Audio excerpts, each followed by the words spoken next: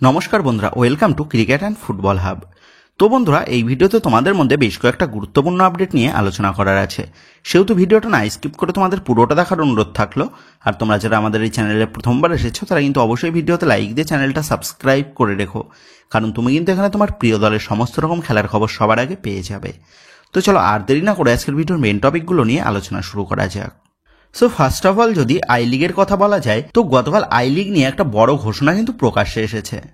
তো তোমরা জানো, ইন্টারকাশির বিরুদ্ধে চার্চিল ব্রাদার্স, নামধারী এবং রিয়েল কাশ্মীর এই তিন দল অ্যাপিল কমিটির কাছে অ্যাপিল করেছিল। এই তিন দলের বিরুদ্ধে ইন্টারকাশি তারা তাদের বিদেশি খেলোয়াড় মারিও বার্কোকে অবৈধভাবে মাঠে নামিয়েছিল। আর অবশেষে গতকাল অ্যাপিল কমিটির তরফ থেকে এই কেসের রায় জানানো হলো, যেখানে অ্যাপিল কমিটির তরফ থেকে ঘোষণা করা হয়েছে ইন্টারকাশি তারা অবৈধভাবে প্লেয়ার মাঠে নামায়, যার ফলে ওই তিন দল তারা এই কেসটাতে জিতে গেছে। সেক্ষেত্রে চার্চিল ব্রাদার্স, নামধারী এবং রিয়েল কাশ্মীর এই তিন দলকে 3 পয়েন্ট করে দিয়ে দেওয়া হবে এবং ইন্টারকাশির পয়েন্ট কাটা হবে। সেক্ষেত্রে চার্চিল ব্রাদার্স তারা ইন্টারকাশির থেকে বেশি পয়েন্ট সংগ্রহ করে চার্চিল ব্রাদার্স তারা কিন্তু গত মৌসুমের আই লিগ চ্যাম্পিয়ন বলে বিবেচিত হতে চলেছে এবং চার্চিল ব্রাদার্স তারা এই মৌসুমের জন্য আইএসএল এ প্রমোট হতে চলেছে। তো যাই হোক, এবার নেক্সট আপডেটগুলো বেরিয়ে আসছে আইএসএল নিয়ে। সেক্ষেত্রে সর্বপ্রথম যদি আইএসএল এর কিছু ডিপচার নিয়ে কথা বলা যায়, সেক্ষেত্রে সর্বপ্রথম উঠে আসছে ওড়িশা এফসিকে নিয়ে। তো ইতিমধ্যেই আইএসএল এর বেশ কিছু দল তারা তাদের প্লেয়ারদেরকে অফিসিয়ালিভাবে গুড বাই জানানো শুরু করে দিয়েছে এবং বাকি দলগুলোও তারা কিন্তু বেশ কিছু প্লেয়ারদেরকে ছেড়ে দিতে চলেছে যারা এই মরশুমে আর সেই দলের গেম প্ল্যানিংয়ে নেই।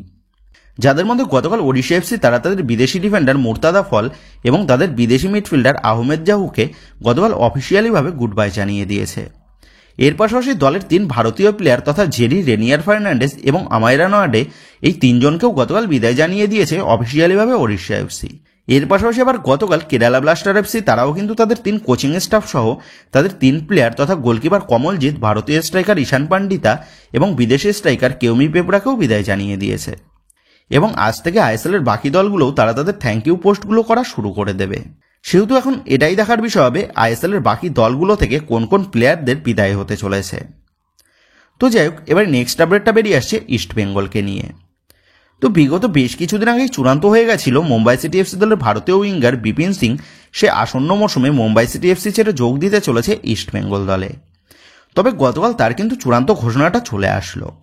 গতকাল মুম্বাই সিটি এফসির তরফ থেকে বিপিন সিংকে অফিসিয়ালিভাবে গুড বাই জানিয়ে দিয়েছে এবং মুম্বাই সিটি এফসির সাথে বিপিন সিং সে দীর্ঘদিন কাটানোর জন্য মুম্বাই সিটি এফসি ম্যানেজমেন্ট তারা সিদ্ধান্ত নিয়েছে তারা বিপিন সিংকে সম্মান জানিয়ে বিপিন সিং এর জার্সি নাম্বারটা তারা সংরক্ষণ করে রাখবে। মানে বিপিন সিং যে জার্সি নাম্বারটা বর্তমানে 29, তো ও সেই 29 নাম্বার জার্সিটা মুম্বাই সিটি এফসি তারা আর তাদের কোনো প্লেয়ারকে দেবে না। তো গতকাল মুম্বাই সিটি এফসি থেকে বিপিন সিং এর বিদায় হওয়ার পর বিপিন সিং সে কিন্তু ইস্ট বেঙ্গলের পথে পা দিতে চলেছে, তেমনটা জানিয়ে দিয়েছে মার্কাস মার্গুলাও। সেক্ষেত্রে বিপিন সিং এর এখন শুধুমাত্র ইস্ট বেঙ্গলের সাথে তার মেডিকেলটা পেন্ডিং রয়েছে। মেডিকেলে পাস হয়ে গেলেই বিপিন সিংকে ইস্ট বেঙ্গল তারা কিন্তু তাদের চুক্তিপত্রে সই করিয়ে নেবে। আর এই অভিজ্ঞ ভারতীয় উইঙ্গারকে আমরা কিন্তু আসন্ন মৌসুমে লাল হলুদ জার্সিতে ইস্ট বেঙ্গলের আক্রমণ ভাগের ধার বাড়াতে দেখতে পেতে চলেছি। তো যাই হোক, এবার নেক্সট আপডেটগুলো মোহনবাগানকে নিয়ে। তো এই মুহূর্তে দাঁড়িয়ে মোহনবাগানকে নিয়েও কিন্তু বেশ কিছু গুরুত্বপূর্ণ আপডেট বেরিয়ে এসেছে। তবে সেই সমস্ত আপডেটগুলো তোমাদের মধ্যে শেয়ার করার আগে তোমাদের কাছে একটাই অনুরোধ রইল, তোমরা যারা যারা আমাদের এই ভিডিওটা দেখছো কিন্তু এখনো পর্যন্ত আমাদের ভিডিওটা লাইক করোনি, তারা অবশ্যই আমাদের এই ভিডিওতে একটা লাইক করে দিও। আর তোমরা যারা যারা আমাদের এই চ্যানেলে প্রথমবার এসেছো বা আমাদের চ্যানেলটাকে সাবস্ক্রাইব করতে ভুলে গেছো, তারা কিন্তু অবশ্যই আমাদের চ্যানেলটাকে সাবস্ক্রাইব করে পাশে থাকা বেল আইকনটা প্রেস করে দিও রোজ রোজ এইরকম নতুন নতুন লেটেস্ট আপডেটগুলো সবার আগে জানার জন্য। তো তোমরা আমাদের ভিডিওতে লাইক এবং আমাদের এই চ্যানেলটাকে সাবস্ক্রাইব করলে তোমাদের জন্য রোজ রোজ এইরকম নতুন আপডেটগুলো নিয়ে আসতে আমাদেরও কিন্তু ভালো লাগে। সেক্ষেত্রে তোমাদের কাছে অনুরোধ রইল, তোমরা কিন্তু অবশ্যই আমাদের এই ভিডিওতে একটা লাইক দিয়ে আমাদের চ্যানেলের সাথে যারা এখনো পর্যন্ত যুক্ত হওনি তারা অবশ্যই আমাদের চ্যানেলটাকে সাবস্ক্রাইব করে দিও। তো যাই হোক, তোমরা জানো 31শে মে অর্থাৎ গতকালই ভারতীয় ক্লাব ফুটবলের মরশুম শেষ হয়ে গেছে এবং আজ থেকে শুরু হয়েছে নতুন মরশুম। আর গতকাল ভারতীয় ফুটবলের মরশুম শেষ হয়ে যাওয়ার সাথে সাথেই গতকাল মোহনবাগান দলের কিন্তু 4 প্লেয়ারদের যাত্রা শেষ হয়ে গেল মোহনবাগান দলে, যাদের মধ্যে রয়েছে গত মৌসুমে মোহনবাগান দলে যোগ দেওয়া ভারতীয় গোলকিপার ধীরাজ সিং। এর পাশাপাশি গত মৌসুমে মোহনবাগান দলে যোগ দেওয়া 2 বিদেশি তথা নুনোরেস এবং গ্রেগ স্টুয়ার্ট এবং বিগত বেশ কয়েক মৌসুম ধরে এফসি গোয়া থেকে লোন ডিলে আসা ভারতীয় মিডফিল্ডার গ্লেন মার্টিন্স। তো এই 4 প্লেয়ারেরই কিন্তু গতকাল মোহনবাগানের সাথে তাদের চুক্তিটা শেষ হয়ে গেছে, যার ফলে এই 4 প্লেয়ার তারা কিন্তু আজ থেকে মোহনবাগান দলের সাথে আর যুক্ত নেই। গ্লেন মার্টিন্স এফসি গোয়া দলে আবারও ফিরে যেতে চলেছে। তবে এফসি গোয়া তারা গ্লেন মার্টিন্সকে আসন্ন মৌসুমে দলে ধরে রাখবে নাকি অন্য কোনো দলে লোন ডিলে ছেড়ে দেবে সেটাই কিন্তু দেখার বিষয় হবে। এর পাশাপাশি আবার ধীরাজ সিং এর কাছে আই লিগ এবং বিদেশি ক্লাবের তরফ থেকেও অফার এসেছে, সেহেতু ধীরাজ সিং সেই বা কোন দলে মুভ করে সেটাও কিন্তু দেখার বিষয় হবে। এর পাশাপাশি আবার দলের দুই বিদেশি গ্রেগ স্টুয়ার্ট এবং নুনো রেস, যাদের মধ্যে গ্রেগ স্টুয়ার্টের কাছে আইএসএল এর থেকে অফার রয়েছে। তো এই গ্রেগ স্টুয়ার্ট এবং নুনো রেস এরা দুজনই বা তাদের পরবর্তী সিদ্ধান্ত কি নেয় সেই দিকেও কিন্তু আমাদের নজর থাকবে। তো যাই হোক, এবার পরবর্তী আপডেটটা বেরিয়ে আসছে মেহতাব সিং এর বিষয় নিয়ে। তোমরা জানো বর্তমানে দাঁড়িয়ে মেহতাব সিং এর বিষয়টা কিন্তু বেশ কমপ্লিকেটেড হয়ে যাচ্ছে, কারণ মুম্বাই সিটি এফসি তারা মেহতাব সিংকে দলে ধরে রাখার জন্য গত বেশ কিছুদিন ধরে বেশ চেষ্টা চালাচ্ছে। অপরদিক দিয়ে আবার মোহনবাগান ম্যানেজমেন্ট তারাও কিন্তু ডেসপারেট মেহতাব সিংকে তাদের দলে সই করানোর বিষয়ে, যার ফলে বর্তমানে দাঁড়িয়ে এই দুই ম্যানেজমেন্টের মধ্যে মেহতাব সিংকে নিয়ে কিন্তু একটা ঠান্ডার লড়াই চলছে ভেতরে ভেতরে। তো গতকালই তোমাদের জানিয়ে দিয়েছিলাম মেহতাব সিং সে মুম্বাই সিটি এফসি ম্যানেজমেন্টকে জানিয়েছে তারা যদি মোহনবাগানের সমান অফার প্রোভাইড করে তাহলে সে মুম্বাই সিটি এফসি দলের সাথে চুক্তি বৃদ্ধি করবে, আর মোহনবাগানের সমান অফার যদি তারা না দিতে পারে তাহলে মেহতাব সিং সে মোহনবাগান দলে যোগ দেবে।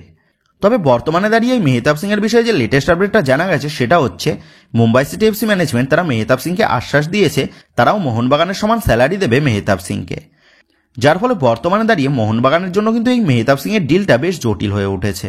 সেক্ষেত্রে মোহনবাগানকে যদি এখন মেহতাব সিং এর ডিলটা চূড়ান্ত করতে হয় তাহলে কিন্তু আবারও বেশি টাকা অফার করতে হবে মেহতাব সিংকে, যেটা আমার মনে হয় খুব একটা উচিত হবে না, কারণ মেহতাব সিং এমন কোনো প্লেয়ার নয় যার জন্য 20 থেকে 22 কোটি টাকা খরচ করার প্রয়োজন আছে। যদি এই মৌসুমে মোহনবাগান ম্যানেজমেন্টের নতুন কোনো ভারতীয় ডিফেন্ডার নিতেই হয় তাহলে হর্মিপম রুইবার মতন প্লেয়াররা রয়েছে যাদের পেছনে সামান্য কিছু অর্থ খরচ করলেই রুইবার মতন প্লেয়ারদের দলে নেওয়াটা কিন্তু সম্ভব।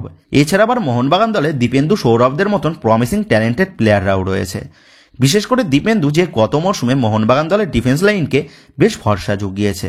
সেক্ষেত্রে মেহতাব সিংকে না পেলে যে মোহনবাগান ম্যানেজমেন্টের মস্ত বড় ক্ষতি হয়ে যাবে সেটাও কিন্তু নয়। সেক্ষেত্রে আমার ব্যক্তিগত মতামত হিসাবে মেহতাব সিং এর পেছনে এত অর্থ খরচ না করে অন্য কোনো প্লেয়ার বা নিজেদের দলে যে সমস্ত তরুণ প্রতিভাবান প্লেয়াররা রয়েছে সেই সমস্ত প্লেয়ারদের প্রতি মোহনবাগান ম্যানেজমেন্টের ভরসা দেখানোটাই উচিত হবে। আর মেহতাব সিং এর ডিলের ওই পরিমাণ টাকা দিয়ে প্রয়োজন পড়লে অন্য কোনো ভালো মানের বিদেশি দলে নিয়ে আসা হোক, তাহলে কিন্তু সেটা মোহনবাগানের জন্যই লাভ হবে। তো বন্ধুরা, এই বিষয়ে তোমাদের কি মতামত তা কিন্তু অবশ্যই নিচে কমেন্ট করে জানিয়ে দিও। তো এবার লাস্ট আপডেটটা বেরিয়ে আসছে আনোয়ার আলীর গডফাদার তথা রঞ্জিত বাজাজের করা এক বিস্ফোরক মন্তব্য নিয়ে। তো তোমরা জানো গত ট্রান্সফার উইন্ডোতে আনোয়ার আলীকে রঞ্জিত বাজাজ কেমনভাবে মোহনবাগান দল থেকে ইস্টবেঙ্গল দলে অনৈতিকভাবে ট্রান্সফার করিয়েছিল নিজের কিছু স্বার্থসিদ্ধির আশায়। তো এবার কিন্তু এই রঞ্জিত বাজাজ সে মেহতাব সিং এর বিষয় নিয়েও বড়সড় একটা মন্তব্য করে বসলেন।